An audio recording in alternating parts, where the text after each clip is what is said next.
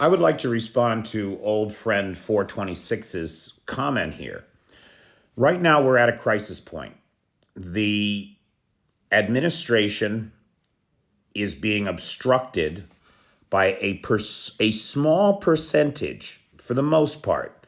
In the House, it's a small percentage of far right Republicans, while in the Senate, Mitch McConnell is now on board. And so it's the majority of the GOP obstructing aid to Ukraine, trying to hold us all hostage so that they can implement their some portion of their 2025 plan. Have you seen this nightmare plan to turn America into a fascist nation?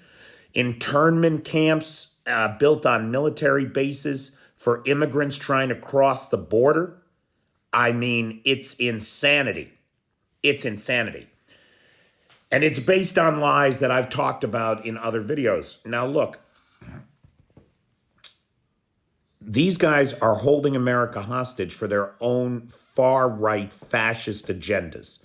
Make no mistake. That's what's going on. And they're not just holding America hostage, they're holding Israel, Taiwan, and most importantly, Ukraine. And I say most importantly, I'm not trying to minimize the risks to Taiwan or the suffering in Israel and Gaza. I'm not.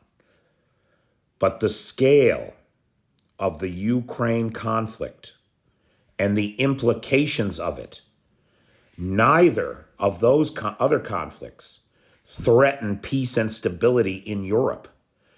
And the post-World War II peace and prosperity of the United States is absolutely tied to a stable, peaceful, economically strong Europe. And that is threatened by Vladimir Putin, make no mistake.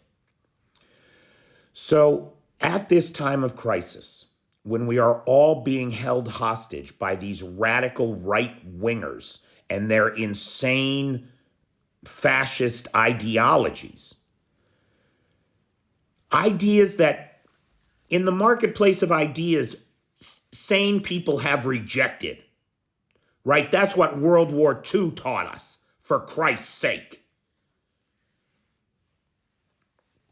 This fellow makes the point, or he says, if Congress abandons Ukraine now, they'll get nothing of their billions back and NATO would be finished.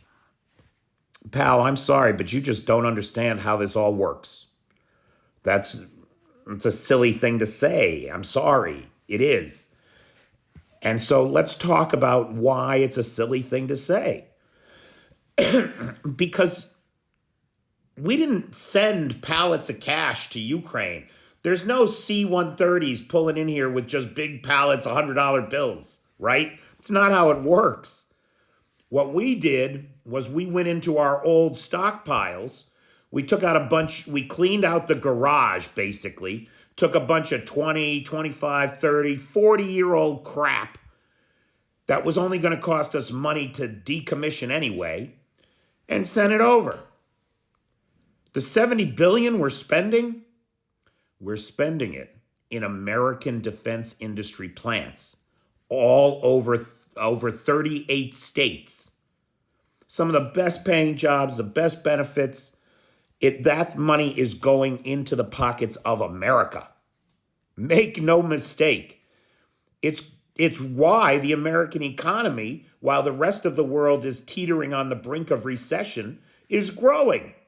Because we invested $70 billion into Ukraine, but really, we're just making a whole bunch of new shit for ourselves. That's how it really works, pal. This is why America always wins. Not only that, the world is watching the conflict in Ukraine. And the world sees that our 30-year-old shit is kicking the ass of the Russians' brand new shit. And so orders to American defense contractors exceeded $90 billion additional dollars this past year.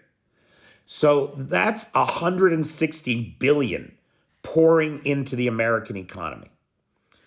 It makes a difference. It's got a knock-on effect, right?